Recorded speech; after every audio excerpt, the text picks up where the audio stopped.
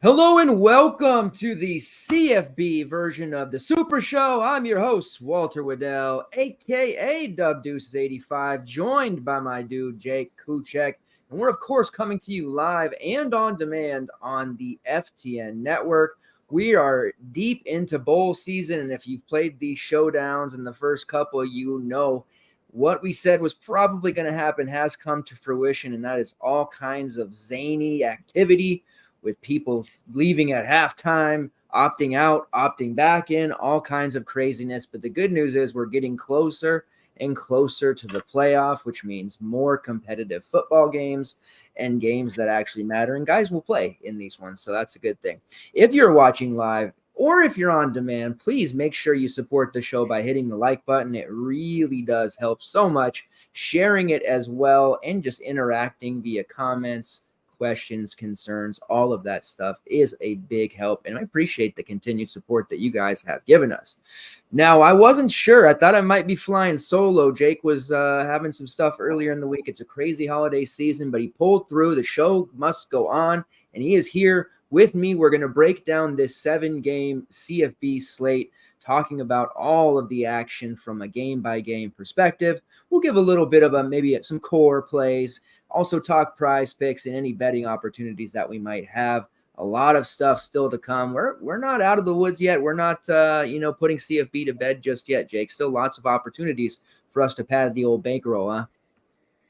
Yeah, absolutely, man. And it has never been more critical to stay on top of transfer portal news. Like, I didn't know it was possible to be in and out of the transfer portal as much as some of these guys are, and we'll get into all that. But if you looked at things like 3 or 4 days ago and started kind of feeling out a lineup, it might have changed to a degree with guys opting back in. Which is not really a thing we've seen a whole lot of in the past, right? Withdrawing their name from the portal and saying, okay, I'm actually going to play after all. So it could also change again between now and game time. So definitely want to keep an eye on that. And, also want to, like you said, stick to the news pretty closely on who might play like a series or two and then call it quits. Cause that could make for a frustrating day as well if you're not on top of that. Yeah. I mean, Western Kentucky just, a few days ago, Malachi Corley decides, you know what, I am going to play. They get into it. The game's kind of He decides at halftime he doesn't want to go back out and play in the second half. And that game ended up being actually kind of fun after that. So definitely a possibility. Or another element to this is that, like for Syracuse tonight, Garrett Schrader wasn't around, wasn't able to play, had stuff going on. And the rest of the Syracuse football team just didn't seem to care. They just got blown out 45-0. And watching part of that game there in the third quarter, there was not a care in the world for any of those Syracuse kids. Not calling, them out by any means, but that is another aspect to this in these bowl games that maybe quote unquote don't matter. So lots of things to play here. Definitely some incongruent motivation in some of these games that we're going to get into. So something we want to exploit for sure. All right, let's jump right into it. We're going to start things off with the Camellia Bowl between Arkansas State and a MAC team, NIU, Northern Illinois. Now, Arkansas State comes into this one as one thing for them is that we know they're going to have their quarterback, at least at this moment, Jalen Rayner, who is the true Frosh, took the job by the reins and has been running this team pretty well all season long. Looking at the opt-outs for the Arkansas State side, not a lot really. Mike Sharp, a running back, not the biggest news there, but he's in the transfer portal. And then on the NIU side, they do have Trey Erweiler and Bryce Harrison, two skill position players in the transfer portal. And then the biggest news was that Trayvon Rudolph was going to hit the portal, even thinking about going pro. He's withdrawn now, and he's currently, unless something changed within the last hour, which it could have, is now back on the NIU depth chart, and it looks like their star receiver is actually going to play. So there's a lot of moving pieces here. What do you like in here in this first game on the slate bright and early with still the potential for Rudolph or others in this one to say, you know what, I actually changed my mind. I'm not playing after all. Yeah, I mean, you hit the nail on the head with Trayvon Rudolph, because he completely changes the outlook and complexity of this entire matchup, right? Like, so If they didn't have him, like there's just nothing in the receiving room. And it would be a shame because Arkansas State is a completely exploitable pass defense, right? And so like that is how you would want to attack them, but you would have no one to really see all those targets go to. And if he's back in and he's full go and he's not going to do the Malachi Corley thing and quit at halftime, which if after all that you decide you want to come back to a program like NIU, I think you're all in. Like I think that means you're going to be, you know, certainly full go for the bowl game and back on the roster, you know, full speed ahead for the following season. And so at 6,100, he's a pretty enticing play, not just as, you know, a splash play guy, but also as a volume play. We haven't seen him get like, you know, massive 10 plus catch games this season, but with so little else in the receiving room, especially, you know, Kasper Rukowitz not going to be available for this one, I'm fairly certain. It's, you know, kind of the only other option that they would have that's an impact pass catcher, and Rudolph is just going to be the man. So he'll have the opportunity to have explosiveness and volume against a bad pass defense. Yes, it's still Rocky Lombardi throwing to him. And I know I've had enough of Rocky Lombardi's career. I'm ready to see somebody else take the reins at NIU, but I think that this is a spot where we can certainly go to Rudolph. And then, you know, in the running game, always been a fan of Antonio Brown. I don't know that I would use the two of them together in the same lineup. A little bit away from the type of correlation that I would want, and you're getting a little bit too expensive using Antonio Brown and also allocating $6K plus to a receiver on the same team, unless you're in a full kind of game stack mode on this one, which is viable.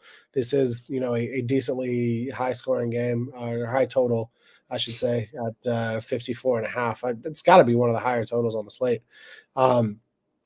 So either of those pieces are great. On the Arkansas State side, you mentioned Rayner. There's been some consistency throughout the season, not entirely so. I probably am going to shy away from it. I do kind of understand the play. Think that the NIU defense might be a little bit tougher against the pass than Rayner's been used to seeing, and we've seen him struggle at times against tougher pass defenses. So I'm not as excited about that play. I do like the game overall, and I do want to get pieces, and maybe you have some pieces in either the running game or the passing game on the Arkansas State side that you're focused on. Yeah, it's more so at the receiver spots where I think there'll be a sprinkling of guys who are interesting for at least large field GPPs. The Arkansas State receiving group has some pretty decent names in it. You know, Courtney Jackson had been at Syracuse for a few years, had a pretty solid season, 7 touchdown catches, almost 700 yards. Corey Rucker's still around, 71 targets. Not the biggest year for him, but we know what kind of talent he has. Jeff Foreman is as good as any WR3 you'll see. So there's a lot of weapons here on this team, and they're all cheap. Foreman 4.7, Rucker 4.9, and Jackson 5.1. So I would be looking there. I'm not as interested in the running game. You know, Jaquez Cross has been mainly the guy, but he's not getting a like 20 carry volume share by any means, which has made him kind of a middling play there at 5.4. And Rayner, at least, like, basically you're getting like a guarantee of somebody playing, but yeah, the 7.5 price tag is a little bit too much for me. He does have some rushing upside there, but you know, there's going to be some jitters too because he is a true freshman. A lot of kinks to work out there. It's going to be a good experience for him. But mostly it's weird because, like you mentioned, it's actually the second highest total on the slate behind Georgia State, Utah State. But it's a game where I don't necessarily feel like I need to force in too many plays. And you're exactly right about Rudolph. I'm worried about playing him and then getting the Corley treatment, or he plays even less, like one quarter in, and then that's it. So And it's not as if he had some pretty big games there towards the end of the season, but for the majority of the time when we had him in there and we felt like, hey, it's Maction slate, we got to play Rudolph, he just hadn't been delivering those games. And I don't think it's a coming back and being rusty from injury, because he suffered a very serious injury that ended his year, right, last year. It's just been poor quarterback play, and now you're taking into the equation that they're going to be down a couple of other weapons. The defense is going to be able to really just kind of spy him and pay attention to everything that he's doing. So I do think the price is appealing, and he does have the potential to be relatively chalky, but he's not a guy that I'm looking to go to. I think one of those Arkansas State receivers really could come out of there and possibly be optimal here early on in the slate. So that's where my head is at least. But it's weird to see a high total and not be that interested all that much. All right, so we'll move on to the next one here. Let's see. The Birmingham Bowl, 44.5 total between Duke and Troy. Troy comes into this one 7.5-point favorites. Now, there's a lot going on here with Duke. Jordan Waters hits the transfer portal. Jarquez Moore, one that hit the portal, withdrew name. Then he was back, then he was not back. So that's like all over the place with him.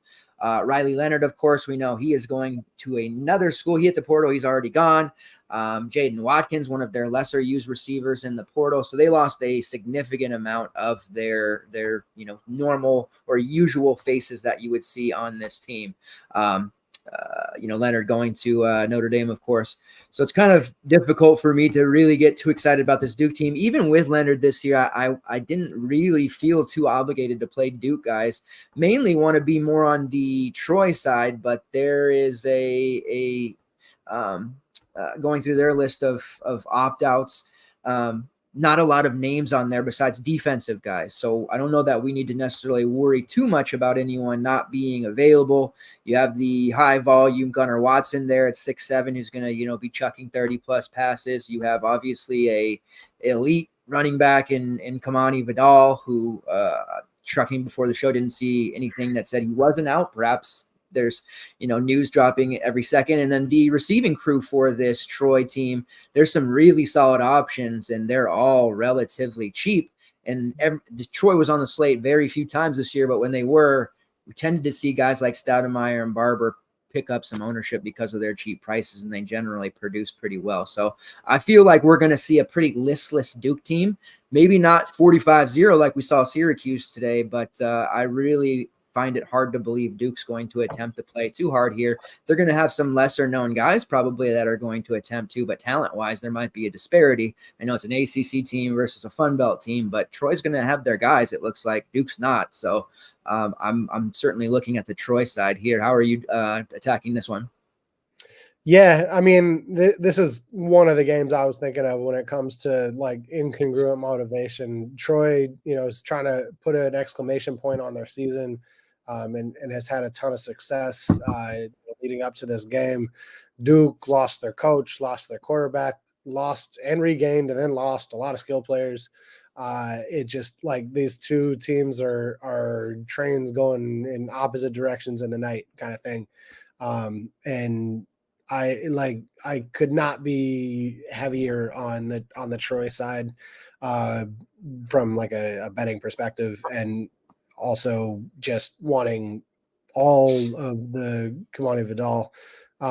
We've seen him absolutely crush slates before, and I think this sets up as like kind of another spot where like it makes all the sense in the world that they're going to be able to pound the rock and get leverage at the line of scrimmage against maybe some unmotivated and overmatched defensive linemen and linebackers.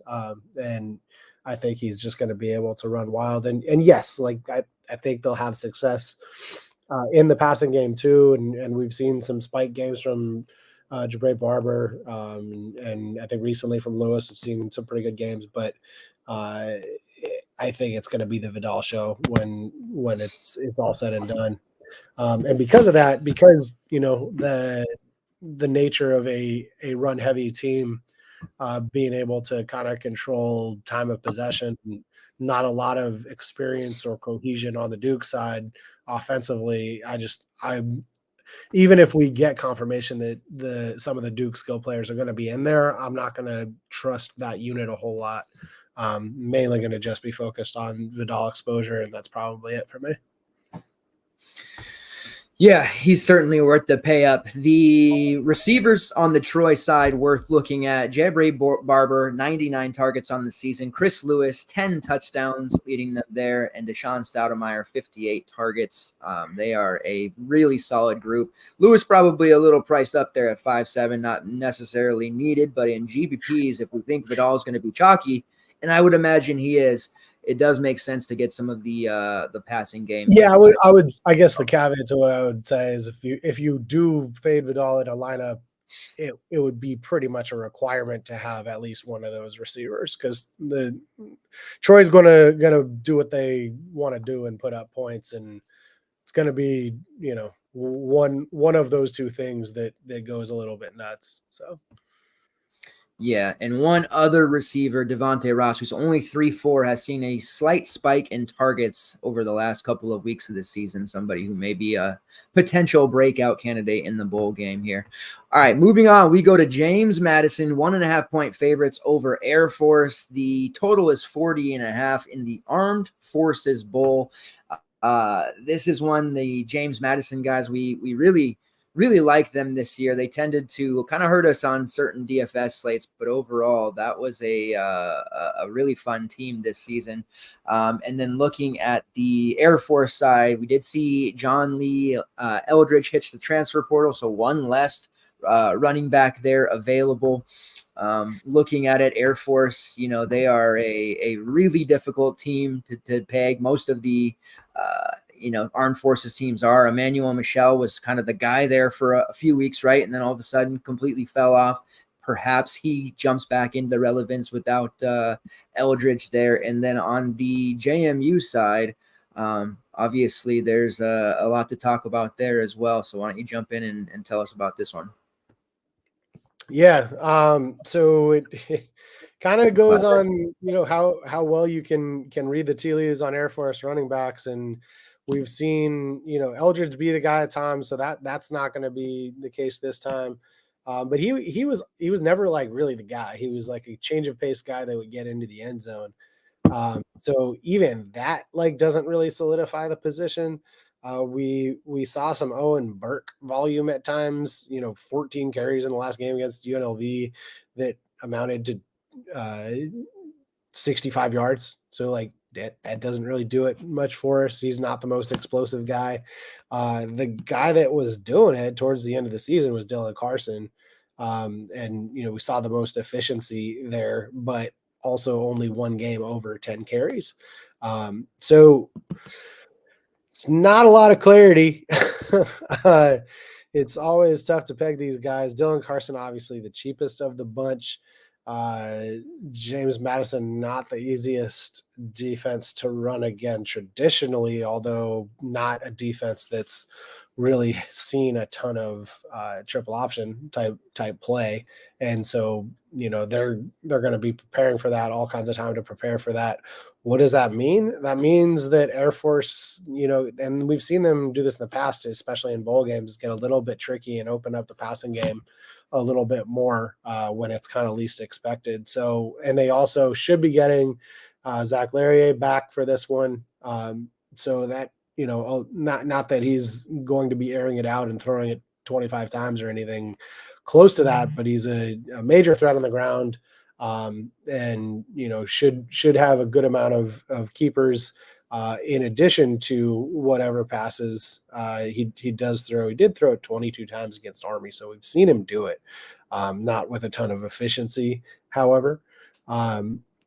The interesting pieces, if you're going that route, are in the passing game.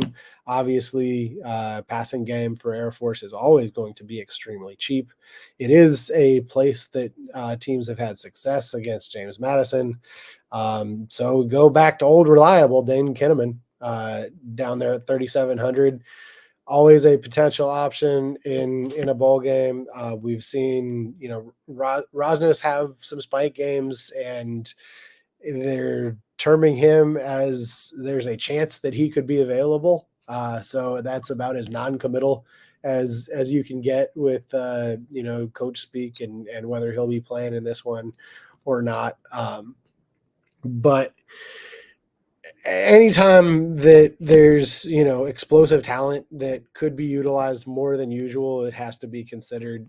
So either Rosnos or Kinnaman are in play in kind of an alt build. Brandon Engel has seen some additional work with those two having missed time, but that's getting pretty thin if one or both of those guys are back in there. So it's a really thin place to go. I don't think we need to get a ton of Air Force exposure, but there are pieces that if they kind of fit into your lineup in the right way, I can certainly see using some of those guys.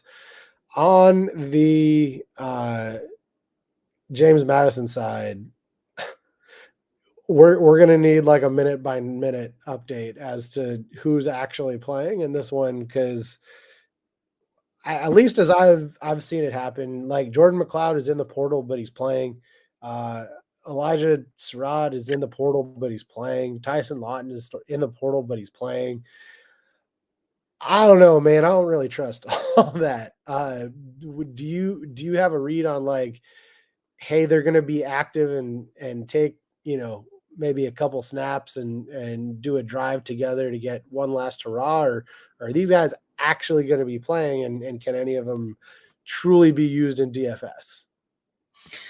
So it's certainly turning into a GPP only situation, unless you're like right up on there paying attention right up before a lock. But as of now, and this was the message 1 week ago today, was that everybody in the portal except for 2 defenders was going to play in the bowl game.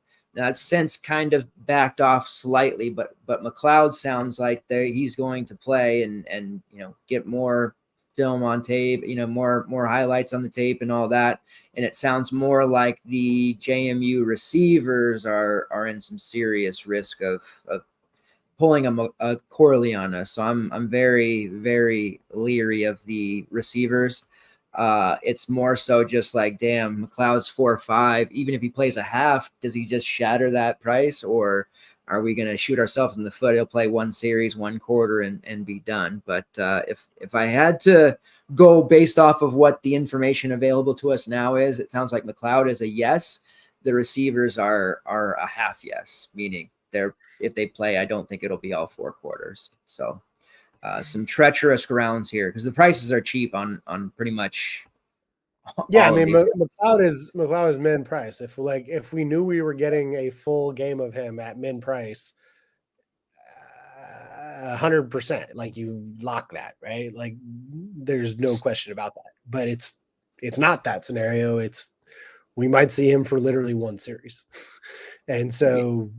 Man, that's a tough thing to do, especially on Thursday night. So I guess the best thing we can say as of right now is build for the ability to deploy him if we get news that he's 100% a full go and playing a full complement of snaps, but also be able to adjust from that. If you don't, not even if you get news that he's not, but if you don't get news that he is, I don't know that you can rely on thinking that he's going to play a full game. Yeah, it's mainly GPP status there, or just nutting up and taking the chance. The nice thing is it's, the second wave of games. The first 2, there aren't really any must-have quarterback options, so you'll have that available. You'll just have to be tracking the news. And in the FTN Discord, we'll do our best to update that as the morning goes on. All right, moving on to the next game that is the highest total on the slate, the Idaho Potato Bowl, Georgia State versus Utah State. Utah State 2.5-point favorites, 59.5 total. This is it's great. He was somewhat chalky during his time at Wyoming, fell off the cliff there. Everybody was like, man, this guy sucks. QB3, to start the season. And now we're looking at a Levi Williams 6.4K, just like ham sandwich play that I think the entire industry is going to be all in on. how could you not be? It's just so funny to me. DFS and fantasy is just, we're all so fickle because, to start the season, it was like, man, Levi Williams is horrible. And I remember using him a lot in, his previous stop, and, puts up a 50 bomb against New Mexico in week 13, and everybody's feeling different. He's at the top of the depth chart and ready to go against the Georgia State defense that can absolutely be shredded. He is a dual threat, as you can see, almost 150 yards on the ground in that last game. So very obvious play there, and somebody that will be very, very highly owned. Where it gets really fun is the receivers, because this offense of Utah State has been kind of really quietly dynamic. I don't think a lot of people outside of real grinders or fans of the program necessarily really paid attention to them. But they have a really, really talented receiver room this year. 3 different guys over 60 targets, 2 over 90. Jalen Royals, 94 targets. Terrell Vaughn, 114. Micah Davis, just about 60. He's out for the year, so we don't have to worry about him. And it does sound like we are going to get the full meal deal when it comes to this game and the high scoring fantasy goodness, because really outside of a lesser known running back, they should have all of their guys available. Obviously Davis injured, like I said, but Vaughn and Royals appear good to go. And both up there 6'9" and 6'8", but you absolutely want to roster one of them because, again, Georgia State's secondary and defense as a whole is just real mediocre, subpar, whatever you want to say about it. Running Williams naked is fine, but you want to run him with one of those receivers as well. And that's just really where the focus is going to be for me. I don't have a affinity at all for the running game of Utah State with Levi Williams under center because he'll end up stealing a lot of that. You do have some cheapies like a Rushiel Faison, Robert Briggs, guys like that who are going to maybe probably share carries. So it's not a situation that's all that alluring to me. I'm more so on the passing game. The Georgia State side, looking at their opt-outs, Marcus Carroll, obviously that's a big one, top running back. A bunch of their defenders, they're already poor as secondary is going to be out. I believe 2 of their starters in the secondary are their ordinary starters. So that's obviously a fairly big deal there. Running backs that they'll have available, like Freddie Brock, Jalen Foster, all like super cheap guys that are going to step in there. Brock is looking like he's going to have first crack at it, but I couldn't sit here and tell you one way or another that any of those guys, they've had such little amount of action this year. But the matchup against Utah State's rushing defense is elite. So ultimately, whoever does end up getting majority of those touches is going to have an opportunity to put up a lot of stats. Darren Granger, he has been a stud throughout the course of his career, owns many records, semi-dual threat. You know the deal on him, 7-4, but I'm on the Levi Williams side. I don't mind a game stack there. And then the receiving group, there's a lot of guys like Credo who's been being banged up all year long. Robert Lewis, who is going to be, or he did hit the portal, and I believe I saw he transferred to an SEC team, Auburn. I think it was either Auburn or Arkansas. Auburn, yeah. Okay. So, that's a big time weapon that they are going to be without. Talik Williams still around. He was the WR2 this year, 63 targets, 581 yards, 5 touchdowns.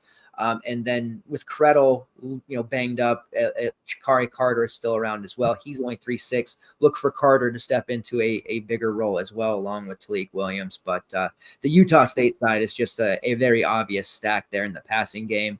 And like I said, if you have a read on the running backs of Georgia State without Carroll, then you'll have something there. But I don't have a lot of confidence in choosing one. Like I said, Brock is the one that it appears to be, but I don't know how much that's actually going to be right. So what are you doing with this one? So I think this is going to be a Utah State blowout. I know the spread doesn't indicate that. It's only 1.5 spread, but I think it's kind of like the Duke situation. Like there's so much missing talent on the Georgia State side. Like they're down to, maybe 2 scholarship running backs, right? And Granger loses a top receiver, loses Rico Arnold, loses, a starting tackle. They're losing 4 members of the secondary, like just all kinds of stuff on the Georgia State side that is not the case for Utah State. Like, yes, they're down 2 quarterbacks, and usually that would be extremely impactful. It's just that their third quarterback is like now this superhuman version of Levi Williams that we've seen show out a time or two and is showing up at the right time. But the rest of the team is pretty much intact. And so I think that, especially because, we've seen Levi Williams do it already in this program, in this system. I think there's going to just be a lot more cohesiveness on the Utah State side. Just, they're directionally correct with the way their roster is shaken out. So yes, obviously have to use Williams. If there's anybody I'm really wanting to use on the Georgia State side, it would be Granger, which would require, using both your quarterback and your super flex spots in this game, which isn't a terrible thing to do. And I think that we might see Granger use his legs a little bit more in this one, just because of the complete lack of depth available in experience in the running back room for Georgia State. So he may have to do it more himself, both in the running game and then in the passing game. A little bit worried about who he's going to be throwing to and, how much time he's going to have to actually throw it. And that in and of itself could lead a little bit more to rushing stats, both positive and negative, though. Might see a few more sacks, might see a few more scrambles, could balance out. But yeah, love Williams, obviously. Think it would be kind of interesting to use Williams with both Royals and Vaughn, as opposed to just using one of the two, just because I think it is going to be a fairly concentrated, fairly concentrated group of pass catchers. I think the two of them will get the lion's share of the targets. Both of them have an opportunity to be very explosive against one of the most exploitable pass defenses that exists in college football. And I think most people are either going to run Williams naked or max one of those two. And the ownership will probably be fairly split. I think it'll be rarer to be using both. So that's probably a thing that I will be looking to do to differentiate a little bit. And if doing that, then you almost have to use Granger, if not Granger plus one of his pass catchers on the other side. So that's unless we get some clarity on the running back for Georgia State, and it is, because who are they even saying is like gonna have first crack at it? Is it Freddie Brock that's gonna have that? I mean, that's what it looks like, because they've got two other what's his name, KZ Adams. KZ Adams is portal. In the portal also. So portal. It does sound like Brock is going to be the guy. And doing a little bit of research on him, he was a stud at Maine. Portal. So yeah, it's a comical situation at running back. So I mean, if it is Freddie Brock, that's like almost the worst case scenario, because he's 4,500 and people will like all gravitate to him. I think if it ends up being one of the 3K guys that like is going to get the lion's share of the carries, even if Freddie Brock gets like that first carry kind of thing, I think that's a scenario that could play out quite a bit more in our favor. But also, I don't feel the need to force in a Georgia State running back, because I think they're going to be playing from behind and throwing it quite a bit. And like I said, Granger is going to be using his legs a lot. Yeah, just leverage. Like bowl season matters even more for leverage. So if we get the sense that, people are just going to auto plug Brock in, because I would want to be away from him. He was a big time stud at Maine for what it's worth, but he had like 6 carries all year. So that's really hard to say one way or the other there. All right, next game on the slate, the Ventures Bowl, another MAC team, Eastern Michigan. It is a 46.5 total. South Alabama is 17.5 point favorites. Looks like it should be an absolute throttling, but South Alabama is going to be missing quite a few key players as well. One mainly Colin Lacey, who hit the portal and has programs chasing him down. And on the side of Eastern Michigan, they've got, several backup players in the portal, but they weren't that exciting even with their normal starters. So I guess I can see why it's such a big, spread. But this game is really, really odd with so many key players, especially on the big time favorite side, being on the portal and or out. So how are you seeing this one develop? Yeah, tough scenario on the South Alabama side, especially starting at quarterback. Uh, if everyone was fully healthy, we would expect it would be like kind of an unchallenged Carter Bradley situation, but that's not what we're going to get. We're going to get a moderately injured Carter Bradley, potentially splitting snaps with both Gio Lopez and Desmond Trotter. Not at all what you want to see from a consistency and a cohesiveness thing. Maybe we get, Carter Bradley gets out to like a 21 point lead in the first half and they bring in the reinforcements thereafter. But not a great situation. It's not like any of those guys are super cheap anyway. The running back room is a little bit more enticing.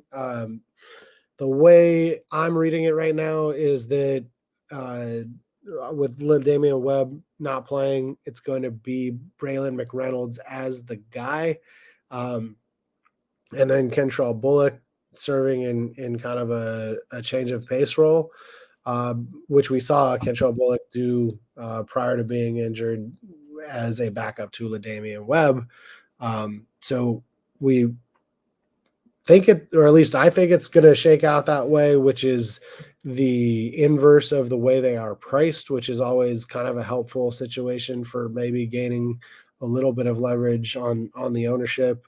I don't know if you have a read on which way ownership is leaning on that, but I'm kind of banking on McReynolds being the guy that gets more of the work. Which would be, nice if the ownership doesn't necessarily reflect that. With the massive spread and the, triple threat of quarterbacks that are going to be used with Trotter as, more of a dual threat quarterback, and Lopez with not a whole lot of experience, I'm not overly excited about using anyone in the passing game, even with all of the vacated targets that typically would have gone to Colin Lacey. DJ Thomas Jones put up a massive game against Texas State. Well, at least in terms of getting into the end zone, and volume wise too, 9 catches, only 56 yards, but 3 of them for touchdowns. However, they were his only 3 touchdowns of the season. So do we read anything into that? Do we think that, when South Alabama does choose to pass the ball, I think they'll have success. Eastern Michigan's not really a team that's going to put up much of a fight on defense. And they're also losing a good amount of their starting defensive line to the transfer portal. So I don't think they're going to be very effective, but does South Alabama have to pass enough for any of their targets to be viable? And can any of those targets get enough of the target share to really be impactful in this game? I mean, we've seen Jamal Pritchett do some pretty impressive things at times this season. And like I said, that splash game at the end of the season from DJ Thomas Jones. Javon Ivory hasn't really had much of a ceiling, only really seen him peak also in that Texas State game. But even then, it wasn't really to the degree that we would want from a DFS perspective. And then after that, it gets pretty thin. Anybody on the South Alabama side that sticks out to you that we haven't gone over just yet? No, and McReynolds, looking around at what people are saying and him projecting to be the starter and the big spread, I don't think you're going to have the lower ownership that you're looking for there. It does look like he's going to be a big time chalky play.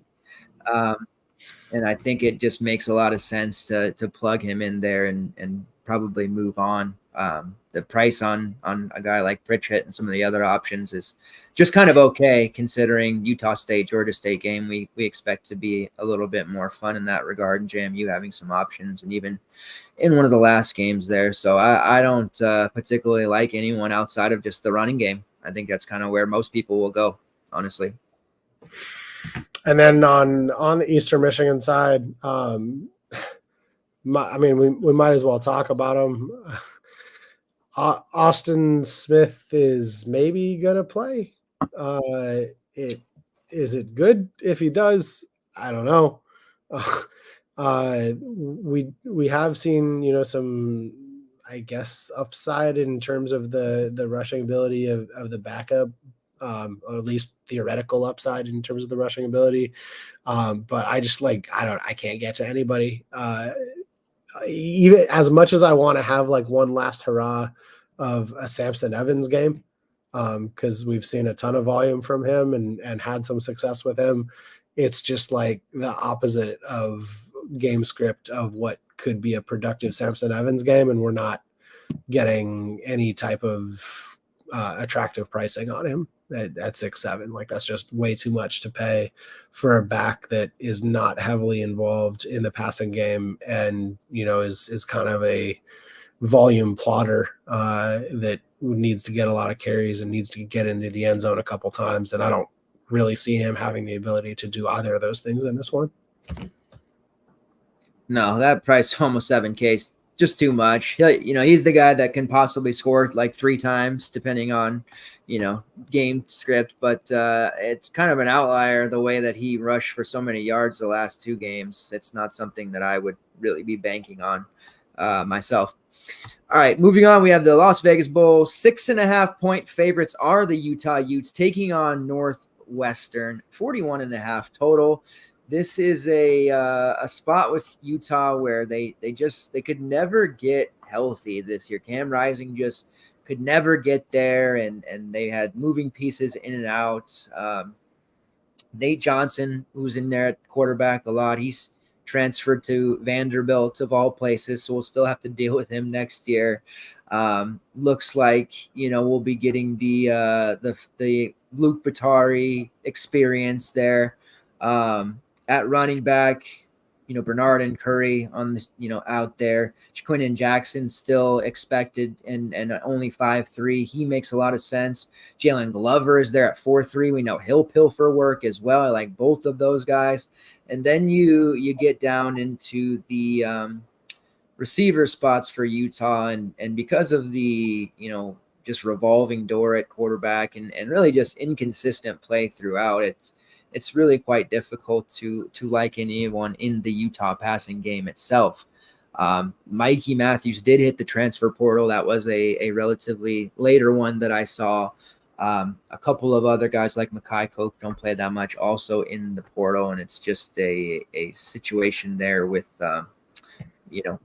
Rising and Kuti never getting healthy that I was never really that excited about this Utah team this year, and it's a shame because I think they had pieces that were warranted looking at times. On the Northwestern side, they don't have any real big opt-outs. Got my guy AJ Henning there. I would have liked him to be a little bit cheaper than 5'3", but he's been super involved in carrying. He gets receptions, he gets carries, he does a little bit of everything for this team. Third in targets, believe it or not, at 61. Cam Johnson leads the team in targets at 79. This Northwestern team, just they're never really got out of neutral. They were real bad. Ben Bryant did have a nice, swan song game there against Illinois in week 13. The team actually scored 45 points. So that's kind of interesting. This one, I wonder about Utah, if we're going to have one of those situations where a team maybe isn't as motivated. I could see Northwestern maybe having some pep in their step, potentially Utah just trying to get through another game without a ton of injuries. So I am kind of curious on your take about what you think about Northwestern here, and if it's too cute to maybe speculate on using one of their receivers on this slate. Yeah. Well, so first thing I wanted to go over, because it does look like Bryson Barnes is available to play. Is he? Okay. And so they haven't come out and said like he's gonna start, but yes, he entered the portal, but they're saying he's available to play in the bowl. And at 4,500, it's kind of like not exactly the same situation with Jordan McLeod, because I think Jordan McLeod is probably a little more upside at 4,500, but it's still in consideration given that it's Northwestern. And with that spread how it is, like, Utah is still as a 6-point favorite. Maybe that means that Bryson Barnes is going to play like a significant amount of the game. Because with all those other opt-outs, if they were doing the Batari thing and just going to like essentially run Wildcat all game, I don't know that they should be favored in that game, in that situation, especially with Northwestern, as bad as their pieces are, they have most of their pieces. And like you said, the momentum is kind of more kind of trending on the Northwestern side, and there's a ton of defensive losses for Utah. So all of that said, Barnes playing is a little bit interesting at 4,500 if that somehow gets confirmed. I want to know who this Cam Johnson in the last 3 games of the season is and where he came from. A decently high volume, extremely efficient touchdown catching machine out of Northwestern doesn't seem like it should be a thing. And if it was, you'd think it would be your boy Henning. So I'm not saying that he's going to repeat, a 124-1 line against Utah by any means like he did against Illinois, but is there something to Cam Johnson? Are we at least mildly interested in that, or is it like a complete pass on anybody but Henning on the Northwestern side? No, I'm in on Northwestern. I like I said, I don't know. I have a weird feeling about Utah laying an egg, but between Henning, Johnson, and Kurtz, it's definitely on the table. That's why I was wondering, like, am I crazy for thinking that? Because Cam Johnson, he's not a scrub, and I know it's hard to think back because he's played for some pretty bad teams, Vanderbilt, Arizona State, but he was generally pretty productive during his years at Vanderbilt and never really got a good quality quarterback at any point during his career. And it makes me wonder what he could have done with somebody like Dylan Gabriel throwing him the ball, because he does have talent. That's the thing. It's like up until like the last 3 weeks, he's been like just like an underneath possession guy. And now it's like, oh, well, maybe Cam Johnson's explosive. Like maybe we can get him downfield. Yes, it is still Ben Bryant thrown to him, but like maybe Ben Bryant's also kind of going to just chuck against, Utah's second team defense for the most part.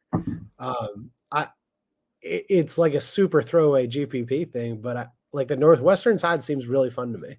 I don't know that I'm on like a Northwestern money line necessarily, just because that seems tough to get there. But I think this game stays competitive throughout, and I think they chuck a little bit more than we would typically be used to Northwestern doing.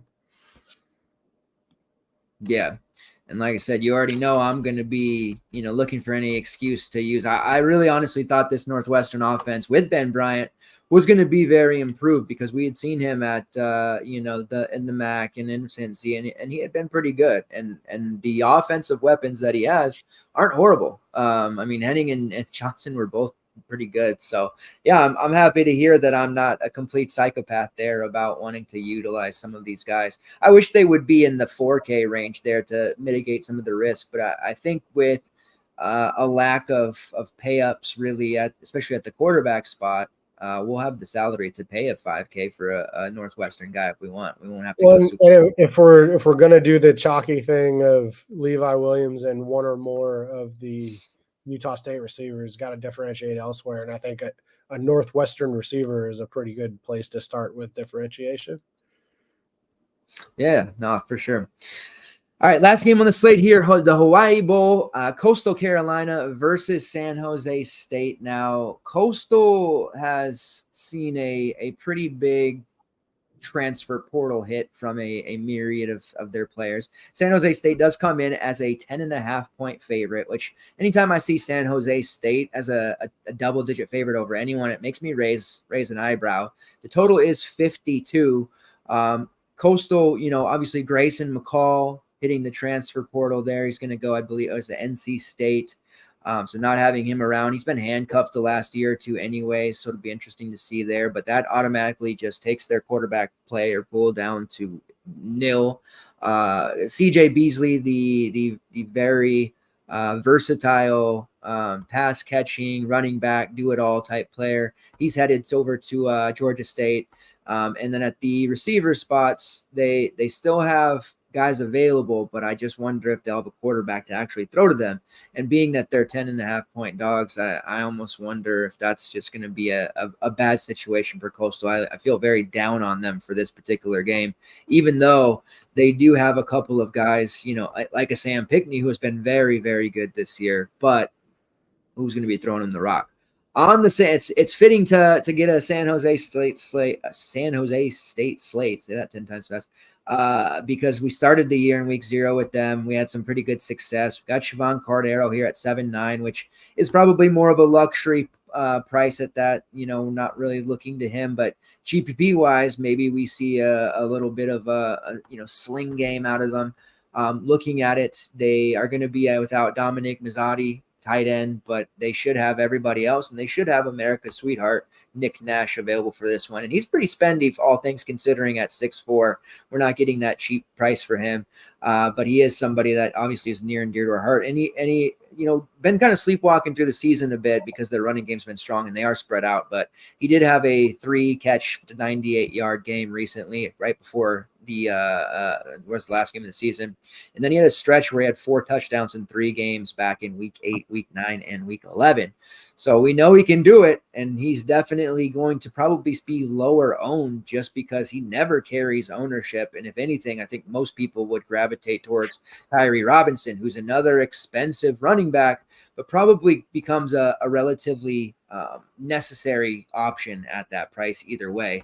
I still really like Quali Conley, who I think has just been awesome for them this year, the Utah Tech stud at 5'5". He makes a lot of sense there, especially if we think Kyrie is going to be super chalky, and I do.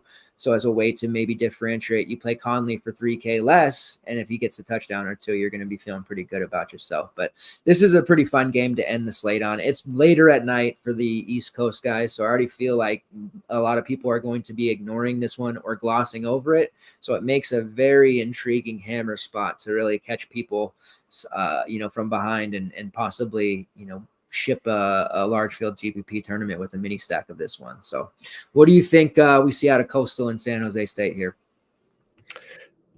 So I actually do have some interest in Ethan Vasco, not as like a quality quarterback in real life, but all he really seems to do is run the ball. It's kind of like and it's interesting because he came from the Kansas program, but it's kind of like a Jason Bean scenario where like he's not good. We know he's not good. Like that's not what's in question.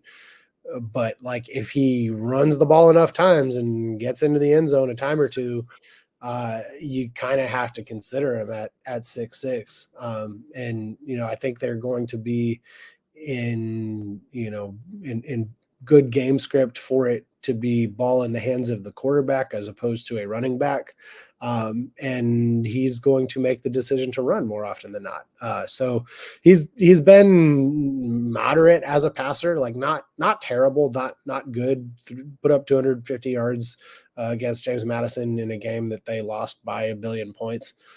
So a lot of that probably not, as competitive of a defense as you might see, but did play 2 close games prior to that. And, not great in terms of rates or in terms of like yards per attempt or anything like that, but has, completed enough passes to get to the red zone, matriculate down the field, get in the end zone.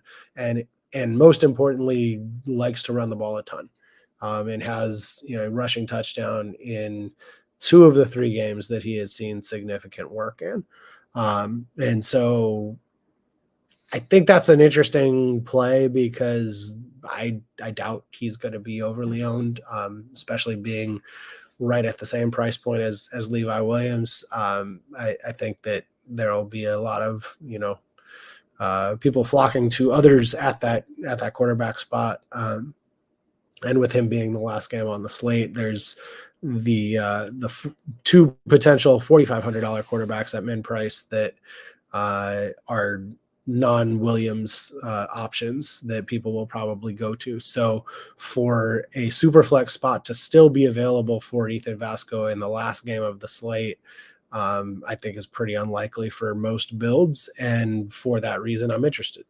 And on the other side of it, I think the interesting thing for me about the backfield is that, like, the way the touches shake out, Conley has had at least as many, if not more touches than Robinson in most games recently. It's not like it's a 70-30 split in favor of Robinson. Robinson has gotten earlier carries, but it all kind of shakes out. Like, carries in the third quarter matter just as much, if not more so, than carries in the first and second quarter, right? And so, especially in a game that we expect San Jose State to be comfortable in, all the more reason, I think, to jump on Conley. So I'm with you there. Save the $2,600 or whatever it is, and take the Conley side of that, especially, if you are looking to Vidal and one or more of those Utah State receivers. Things are getting pretty spendy already.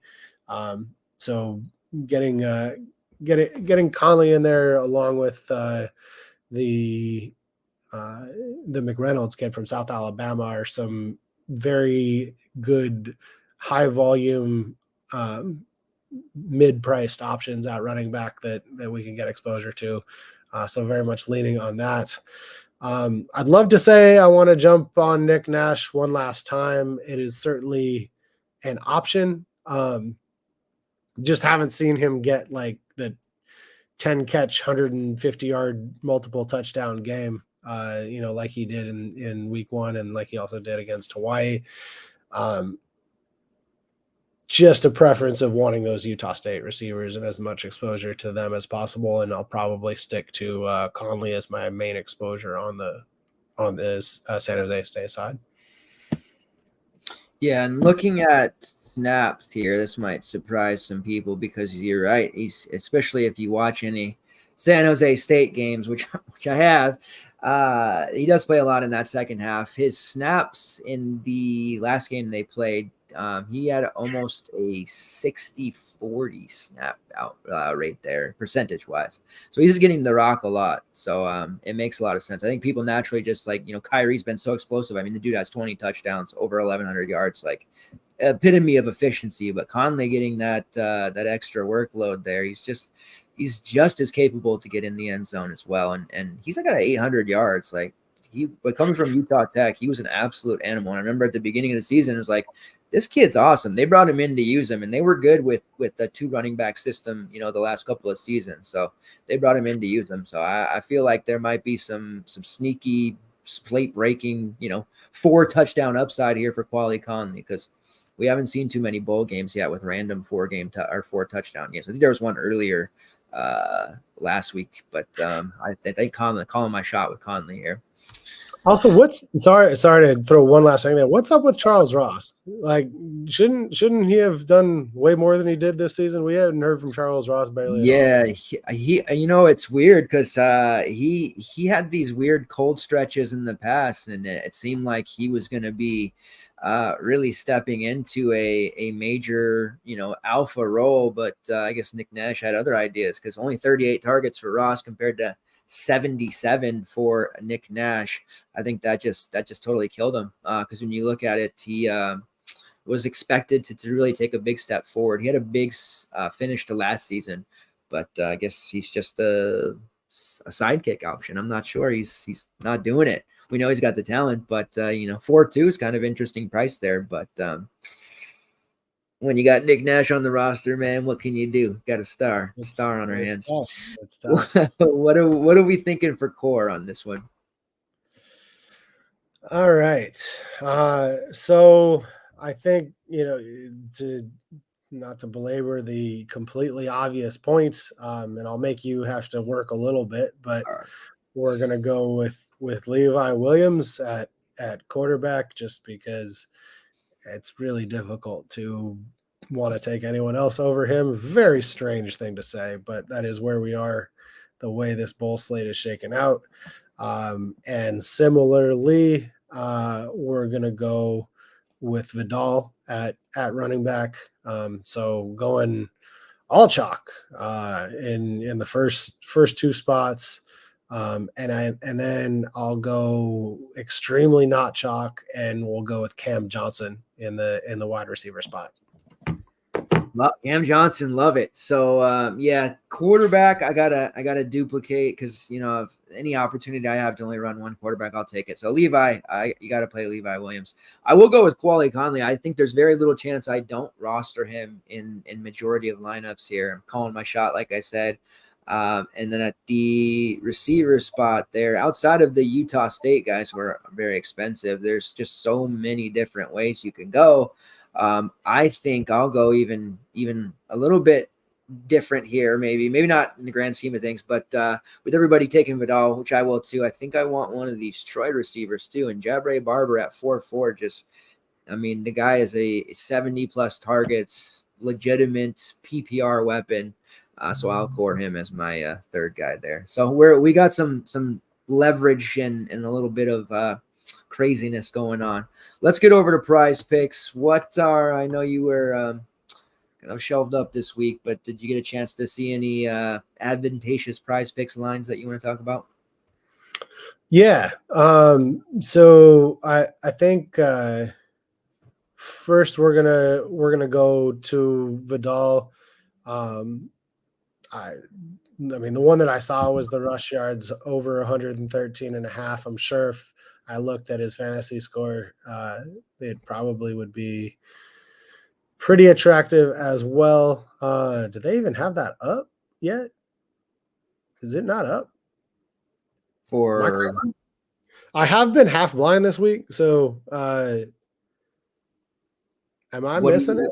What category do you have a fantasy score up for? No. They've been doing this in CBB too. They've not been releasing fantasy score until like the day of the slate. Okay, they're doing it, but that's what they've been doing.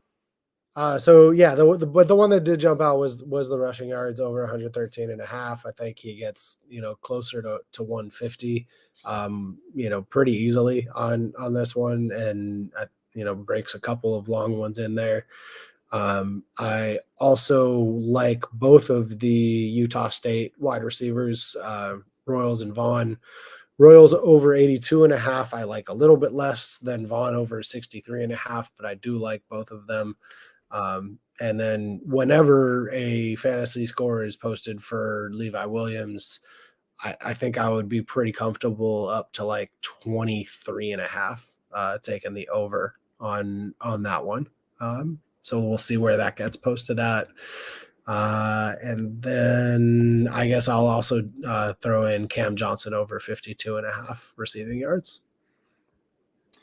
So because I think Duke is going to be, like I said, listless, the 68.5 receiving yards and no Riley Leonard for Jordan Moore might feel a little bit too high. I might be putting myself at risk because Troy's going to have a favorable game script and Duke's going to have to try to throw it. But I think under 68.5 receiving yards for Jordan Moore, and that'll be a prop I'm looking to bet over on DK too. But I don't take too many unders, but that's definitely one that I like.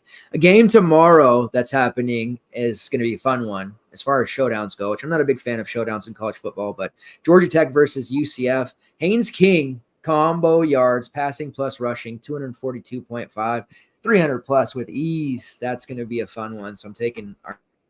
How are they going to post a Haynes King combo and not post a Plumlee combo? That's just isn't that crazy?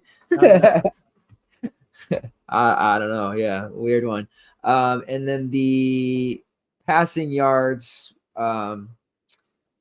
there's a, what was it? Siobhan Cordero, they had it at 214.5. I think that he's going to end up with 250 at minimum there. So that one feels pretty healthy to me.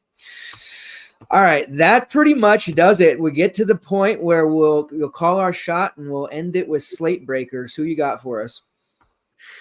The Cam Johnson? Right. I think we are going to go Cam Johnson for 6 catches, 115 yards and a touchdown at less than 8% ownership. I love it. Let's go. Got to get some Northwestern exposure. I'm on board. Hell yeah. That'll do it for the CFB Super Show. Super efficient again. We will be back for at least, 1-2 more shows next Thursday night, same time, same place, breaking down the myriad of games that'll be taking place Saturday. And as we inch closer to the playoffs, got to be rooting for America's team, the Washington Huskies. Lots of fun stuff planned. A crazy amount of betting content over at ftnbets.com. So make sure you guys are checking that out as well. Thanks to Jake for powering through the eye issues you were suffering this week. You're a trooper and a warrior and a saint. I appreciate that. Thanks, everybody. Let's get those green screens. Walk your best to the window. Let's pad the bankroll. Few more weeks here. We'll see you guys next week. Appreciate it. We're out.